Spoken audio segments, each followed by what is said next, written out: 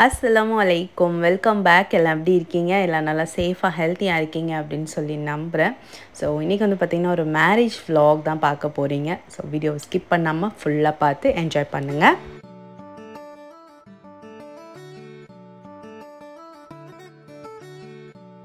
Marriage எங்கே நடந்துச்சுன்னு பார்த்தீங்கன்னா சென்னையில் இருக்க ஹஜ் கமிட்டியில் தான் நடந்தது. ஸோ யாருக்கு மேரேஜ் அப்படி பார்த்தீங்கன்னா என்னோடய அக்கா பையனுக்கு தான் மேரேஜ். ஸோ கிட்டத்தட்ட ஒரு 3 monthsக்கு அப்புறம் எல்லா ரிலேட்டிவ்ஸையும் ஒரே இடத்துல பார்க்க போகிறோம் அப்படிங்கிற ஒரு பெரிய ஹாப்பினஸோடு கிளம்பி போயிருந்தேன் நான்.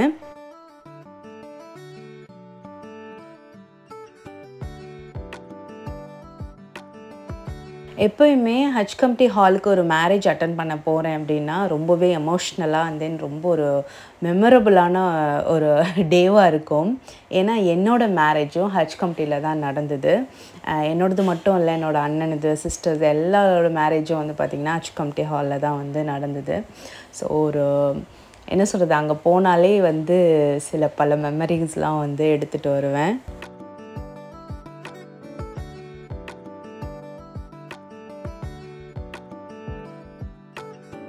இதுதான் மாப்பிள்ளை வீட்டு சீர் வச்சு முடித்ததுக்கப்புறம் மஹர் கொடுத்துட்டு சைன் வாங்கிட்டு போயிட்டாங்க. அதுக்கப்புறம் கருகமணி கட்ட ஸ்டார்ட் பண்ணிட்டாங்க. ஸோ இது மாதிரி ஒரு மேரேஜ் போகும்போதும் எனக்கு மேரேஜ் ஆன அந்த ஒரு ஃபீல் வந்து கிடைக்கும். அந்த துவா கேட்கும் போதும் அண்ட் தென் அந்த கருகமணி வந்து கட்டுற அந்த டைம், அதெல்லாம் வந்து நமக்கு மேரேஜ் ஆன அந்த ஒரு மெமரி வந்து எனக்கு அடிக்கடி ஞாபகம் வந்துகிட்டே இருக்கும். ஸோ அதெல்லாம் வந்து மறக்க முடியாத சில நினைவுகள் அதெல்லாம். ஸோ அல்ஹம்துலில்லாஹ் மேரேஜ் நல்லபடியாக முடிஞ்சிருச்சு. அண்ட் தென் மேரேஜ் முடிச்சதுக்கப்புறம் கொஞ்சம் ஸ்வீட்ஸ் கொடுப்பாங்க. என்கிட்டயும் நிறைய ஸ்வீட்ஸ் கொடுத்தாங்க. அது குட்டீஸ்கிட்டலாம் கொடுத்துட்டு நானும் ஒன்று வாயில் போட்டுட்டு உட்காந்துட்டு இருந்தேன். நிறைய ரிலேட்டிவ்ஸ் பார்த்தேன், எல்லாருக்கிட்டையும் பேசினேன் அல்ஹம்துலில்லாஹ்.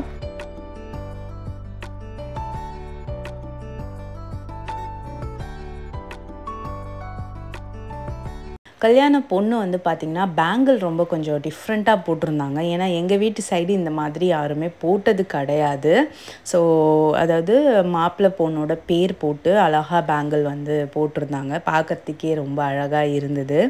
ஸோ பிரைட் அழகாக வந்து ஒரு மெரூன் கலரில் சூப்பரான சாரீ வந்து போட்டிருந்தாங்க.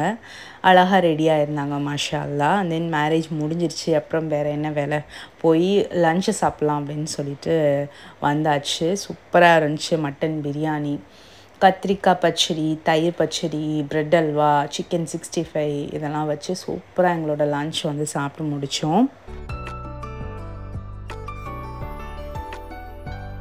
மேரேஜ் vlog அப்படின்னாலே வந்து பார்த்திங்கன்னா நிறைய கிளிப்ஸ் வந்து நான் எடுத்திருப்பேன். தென் நான் வீட்டிலேருந்து ரெடி ஆகி போகிறதுலேருந்து நான் வீடியோ அப்படியே நான் ஷூட் பண்ணி காட்டியிருப்பேன்.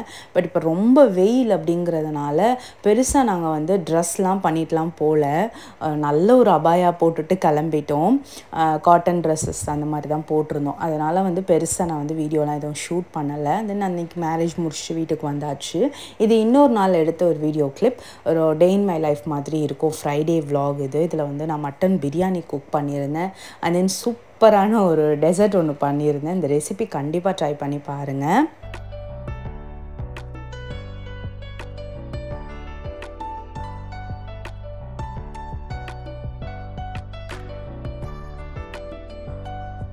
ஒன்றரை கிலோ வந்து மட்டன் பிரியாணி பண்ணலாம் அப்படின்னு பிளான் பண்ணியிருக்கேன். ஸோ நீங்கள் ஃபர்ஸ்ட் டைம் வந்து பிரியாணி குக் பண்ண போகிறீங்க அப்படின்னா கண்டிப்பாக இந்த வீடியோ உங்களுக்கு யூஸ்ஃபுல்லாக இருக்கும். ஸ்டெப் பை ஸ்டெப்பாக நான் எல்லாமே நான் சொல்கிறேன். தென் ஒரு சூப்பரான பிரெட் அல்வா ரெசிபி. ஸோ என்கிட்ட பிரெட் கொஞ்சம் கம்மியாக இருந்துச்சு. அது கூட நான் என்ன சேர்த்து நான் வந்து அந்த பிரெட் அல்வா ரெடி பண்ணேன் அப்படின்னு சொல்லிட்டு இந்த வீடியோவில் இருக்குது. எப்போயுமே வந்து பார்த்திங்கன்னா 1.5 கிலோ அரிசி எடுக்கிறீங்க அப்படின்னா கிட்டத்தட்ட ஒரு 3/4 கிலோ வந்து நீங்கள் ஆனியன் எடுத்துக்கோங்க. ஸோ ஆனியன் வந்து இந்த மாதிரி நீல வாக்கில் கையிலேயே மெலிசா வெட்டுறதா இருந்தால் வெட்டிக்கோங்க. அப்படி இல்லைன்னா ஃபுட் ப்ராசஸில் போட்டுக்கோங்க.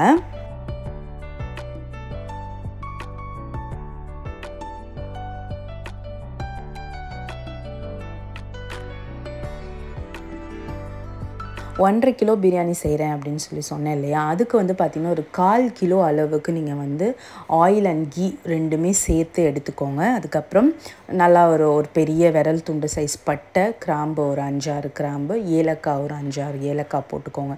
இது 3 மட்டும்தான். நான் பிரியாணி இலை, அப்புறம் அன்னாச்சி பூ, கல்பாசி இதெல்லாம் எதுவுமே சேர்க்க மாட்டேன். பட்டை, கிராம்பு, ஏலக்காய் இது 3 மட்டும்தான். ஸோ அதை நல்லா வெடித்ததுக்கப்புறம் நம்ம ஸ்லைஸ் பண்ணி வச்சுருக்க ஆனியன்ஸ் எல்லாம் உள்ளே சேர்த்துட்டு நல்லா சாட்டே பண்ண வேண்டியது. ஆனியன்ஸ் நல்லா கோல்டன் ப்ரௌன் ஆன வரையும் நல்லா நீங்கள் வந்து வதக்கிக்கோங்க.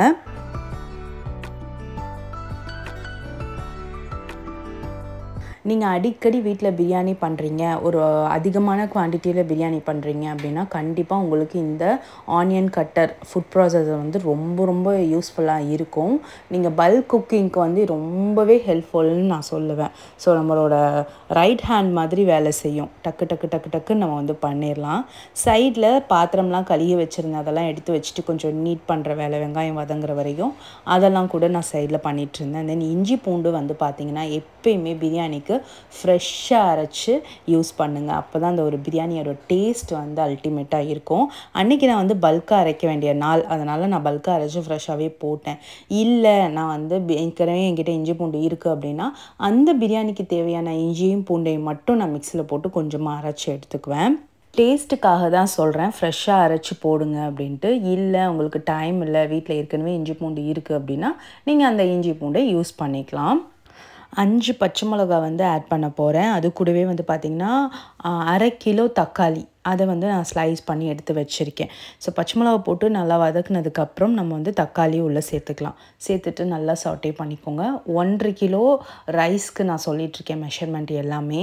ஸோ தக்காளி வந்து அதிகமாக எடுத்துக்கும் போது என்ன ஆகும்னா, நம்ம தயிர் சேர்க்க போகிறோம், லெமன் சேர்க்க போகிறோம், அதனால் புளிப்பு வந்து ஜாஸ்தியாகிடும். ஸோ அது வந்து நிறைய பேர் சொல்லுவாங்க இல்லையா, பிரியாணி கேட்டால் இவங்க வந்து தக்காளி சோறு வந்து செஞ்சு கொடுக்குறாங்க அப்படின்ட்டு. அந்த மிஸ்டேக் வந்து இந்த தக்காளி அதிகமாக ஆட் பண்ணும் போது தான் நமக்கு வரும். ஸோ அந்த புளிப்பு வந்து கரெக்டாக இருக்கணும் அப்படின்னா 1/2 kg தக்காளி போதும். அது கூட வந்து பார்த்திங்கன்னா அரைச்ச இஞ்சி பூண்டு பேஸ்ட் அது வந்து பார்த்திங்கன்னா ஒரு 1/4 கிலோ அளவு நான் வந்து ஆட் பண்ணியிருக்கிறேன். இதை நல்லா சாட்டே பண்ணிக்கோங்க.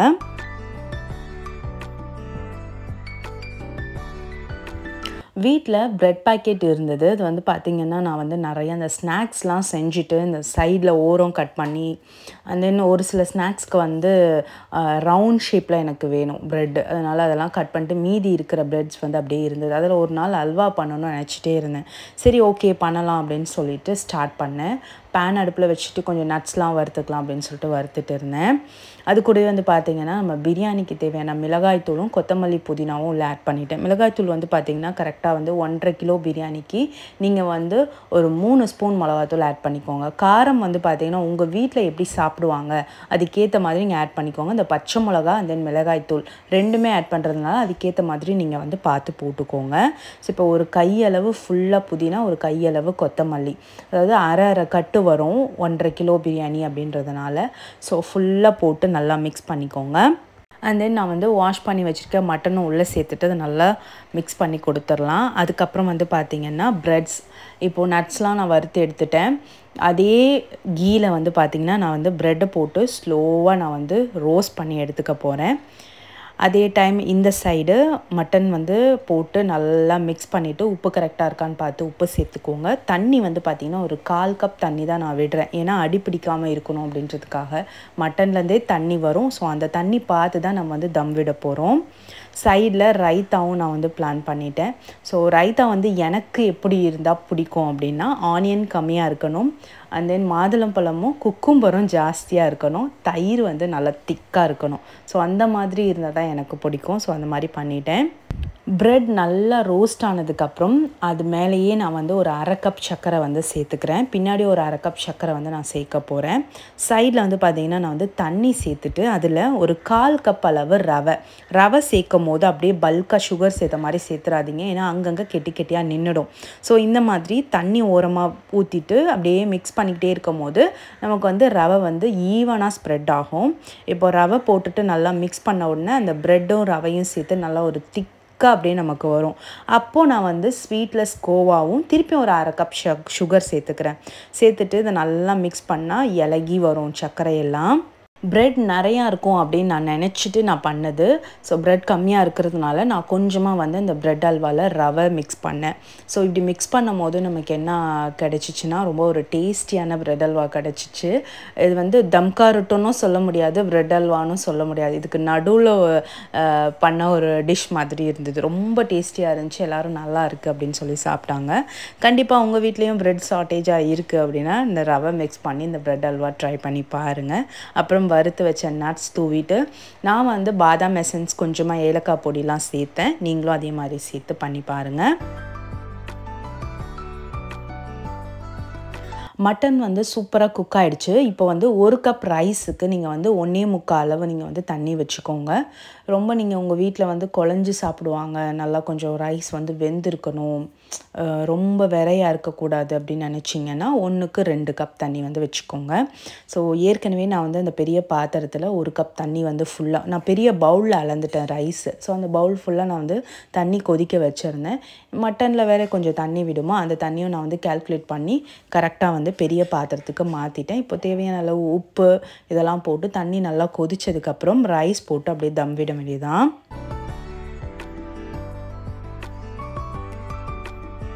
ஃப்ரைடே அப்படின்றதுனால ஊதும் போட்டாச்சு. இன்றைக்கி நான் ஊது போடலை, பக்கூர் தான் போட்டேன். ஆமாம்.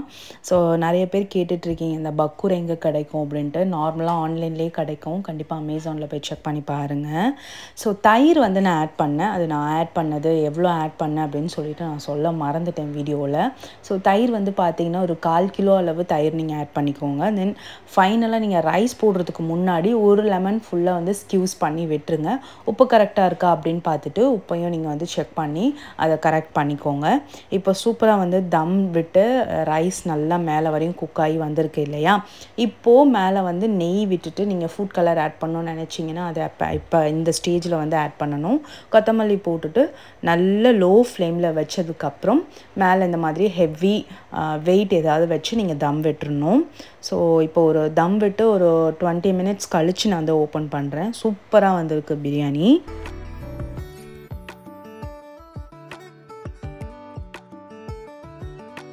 கண்டிப்பாக இந்த பிரியாணி அண்ட் தென் அந்த பிரெட் அல்வா ரெசிபி வந்து ட்ரை பண்ணி பார்த்துட்டு உங்களோட ஃபீட்பேக் என்னோட ஷேர் பண்ணிக்கோங்க. அவ்வளோதான். ஃப்ரைடே ஜும்மா தொழுது முடிச்சுட்டு சூப்பராக எங்களோட லன்ச்லாம் சாப்பிட்டோம். ஈவினிங் பெருசாக நான் எதுவும் வீடியோ ஷூட் பண்ணலை. ஸோ இப்படி தான் இந்த ஃப்ரைடே வந்து எங்களுக்கு போச்சு. அண்ட் தென் மேரேஜும் வந்து சூப்பராக அட்டன் பண்ணி முடித்தோம். எப்படி இருந்துச்சு இந்த vlog அப்படின்னு சொல்லிட்டு கமெண்ட் பண்ணுங்கள். நெக்ஸ்ட் வீடியோவில் மீட் பண்ணுறேன். பாய், டேக் கேர் அண்ட் அஸ்ஸலாமு அலைக்கும். ஏன்னா நீங்கள் இன்னும் இன்ஸ்டாகிராமில் ஃபாலோ பண்ணலை அப்படின்னா மறக்காமல் ஃபாலோ பண்ணிக்கோங்க. தினமும் ஏதாவது அப்டேட்ஸ் வந்து நான் கொடுத்துட்டே இருப்பேன்.